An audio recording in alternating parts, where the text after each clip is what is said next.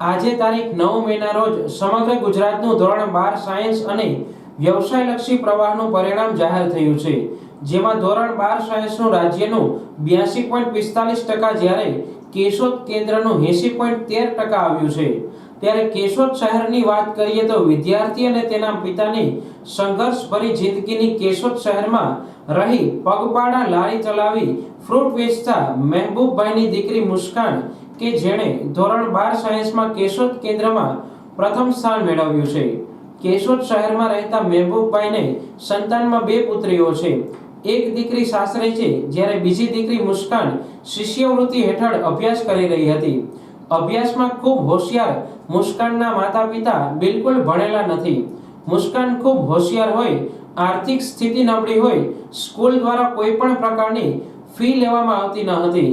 મુસ્કાને ધોરણ 12 સાયન્સમાં કેશોદ કેન્દ્રમાં 99.20 PR મેળવી પરિવાર અને સ્કૂલનું નામ રોશન કર્યું છે। મુસ્કાન કેશોદ કેન્દ્રમાં પ્રથમ આવતા પરિવાર અને સ્કૂલ સ્ટાફમાં ખુશીનો માહોલ છવાયો છે। પીવીએમ અને કૃષ્ણા સાયન્સ સ્કૂલની વિદ્યાર્થીની કટારિયા મુસ્કાન અને ધોરણ 12 સાયન્સમાં કેશોદ કેન્દ્રમાં પ્રથમ સ્થાન પ્રાપ્ત કર્યું એવા ખબર મળતા જ તેના પિતા મહેબૂબભાઈ ખુદ લારી ચલાવી સ્કૂલ હતા। મુસ્કાનની સફળતા બદલ શિક્ષકોએ પોતાની વિદ્યાર્થીની મુસ્કાન અને પિતાનું મોં મીઠું કરાવી ખુશી વ્યક્ત કરી હતી। આ સાથે કેશોદમાં ફ્રૂટ વેચવા લારી ચલાવતા મહેબૂબભાઈની પુત્રી મુસ્કાન કેશોદ કેન્દ્રમાં પ્રથમ સ્થાન પ્રાપ્ત કરતા ઠેર ઠેર અભિનંદન વર્ષા થઈ રહી છે।